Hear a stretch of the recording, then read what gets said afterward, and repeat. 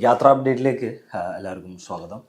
നമ്മളിന്ന് പറയാൻ പോകുന്ന ഒരു അപ്ഡേറ്റ് എന്ന് പറയുന്നത് മൈസൂരിലേക്ക് നമുക്ക് എങ്ങനെ യാത്ര ചെയ്യാം. മൈസൂർ എന്ന് പറഞ്ഞ സ്ഥലത്തേക്ക് നിങ്ങൾ യാത്ര ചെയ്യുകയാണെങ്കിൽ നിങ്ങൾക്ക് എവിടെയൊക്കെ പോകാൻ പറ്റും, മൈസൂരിൽ എന്തൊക്കെ കാണാനുണ്ട് എന്നുള്ള കാര്യങ്ങളൊക്കെയാണ്. മൈസൂരിൽ നമുക്ക് എല്ലാവർക്കും അറിയാവുന്നതാണ്, മൈസൂരിൽ ആദ്യം പോയി കാണാവുന്നത് നമ്മൾ പാലസാണ്, പിന്നെ പോകാമെന്നുള്ള സൂ ആണ്. ഈ രണ്ട് സ്ഥലങ്ങളാണ് എല്ലാവരുടെ സ്റ്റോറികളിലാണെങ്കിലും എല്ലാവരും പോകുന്ന സ്റ്റാറ്റസുകളൊക്കെ നമ്മൾ കാണാറുള്ളത്.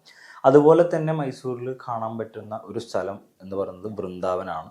പിന്നെ നൈറ്റ് വ്യൂ പാലസ് ഉണ്ട്, ടിപ്പു ഫോർട്ട്, ചാമുണ്ഡി ഹിൽസ്, അതുപോലത്തെയുള്ള സ്ഥലങ്ങൾ, സ്നോ പാർക്ക്, റെയിൽവേ മ്യൂസിയം, ഇങ്ങനെയുള്ള സ്ഥലങ്ങളൊക്കെ 1-2-3 ദിവസം, ഒരു 2 ദിവസമോ അല്ലെങ്കിൽ ഒരു 3 ദിവസമോ നിങ്ങൾ മൈസൂർ സ്പെൻഡ് ചെയ്യുകയാണെന്നുണ്ടെങ്കിൽ മൈസൂരിലെ ഒട്ടുമിക്ക സ്ഥലങ്ങളും നിങ്ങൾക്ക് കവർ ചെയ്യാൻ പറ്റും. ഫാമിലി കുട്ടികൾക്കൊക്കെ ഇഷ്ടമുള്ളൊരു സ്ഥലമാണ് സൂ എന്ന് പറയുന്നത്. മൃഗങ്ങളൊക്കെ കണ്ട്, ഒരുപാട് മൃഗങ്ങളൊക്കെ ഉണ്ട് അവിടെ, അപ്പോൾ അതൊക്കെ കണ്ട് നിങ്ങൾക്ക് തിരിച്ചു വരാൻ പറ്റും.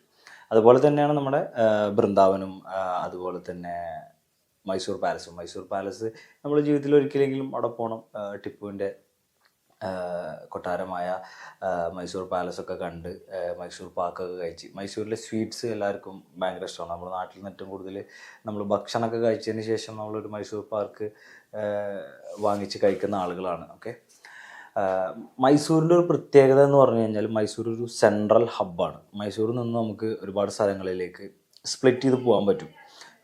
നേരെ സ്ട്രെയിറ്റ് ഹൈവേ ബാംഗ്ലൂർ, നിങ്ങളൊരു ബാംഗ്ലൂർ പ്ലാൻ ചെയ്യുന്ന ആളുകളാണെങ്കിൽ നിങ്ങൾക്ക് നേരെ ബാംഗ്ലൂർ പോകാം. അതുപോലെ തന്നെ മെഡിഗിരി, കൂർഗിലേക്ക് നിങ്ങൾക്ക് സഞ്ചരിക്കാൻ പറ്റും. അവിടെ നിന്ന് മെഡിഗിരി, കൂർഗൊക്കെ ബെസ്റ്റ് പ്ലേസ് ആണ്, അവിടെയൊക്കെ വിസിറ്റ് ചെയ്ത് വരാം. അതുപോലെ തന്നെ ഷിമോഗ പോവാം, ചിക്ക്മാംഗ്ലൂർ പോവാം. ഈ 2 സ്ഥലങ്ങളിലേക്കും നിങ്ങൾക്ക് എന്ത് ചെയ്യാൻ പറ്റും, മൈസൂരിൽ നിന്ന് ട്രാവൽ ചെയ്യാൻ പറ്റും. പിന്നെ നമുക്ക് ഗുണ്ടൽപേട്ട് വഴി ബന്ദിപ്പൂർ നേരെ ഊട്ടിയിലേക്കും വരാം.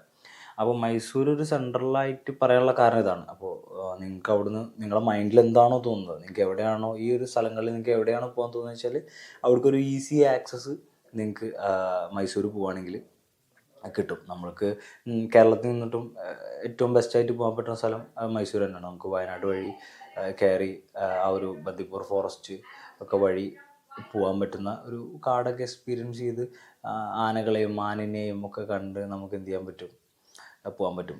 ഏറ്റവും ബഡ്ജറ്റ് ഫ്രണ്ട്ലി ആയിട്ട് നമുക്ക് ഒരു KSRTC പിടിച്ചാൽ പോലും നമുക്ക് എന്ത് ചെയ്യാൻ പറ്റും, ഈ ഒരു സ്ഥലത്തേക്ക് യാത്ര ചെയ്യാൻ പറ്റും. ബൈക്ക് റൈഡ് ആണെങ്കിൽ മനോഹരമായിരിക്കും. ഫാമിലിയൊക്കെ ഉണ്ടെങ്കിൽ ഒരു കാറൊക്കെ എടുത്ത് കാടിൻ്റെ ഭംഗിയൊക്കെ ആസ്വദിച്ച് നിങ്ങൾക്ക് പോകാൻ പറ്റും. രാത്രി 9 മണിക്ക് ശേഷമൊക്കെ ആയിട്ട് ഫോറസ്റ്റിലേക്ക് കയറാൻ പറ്റില്ല.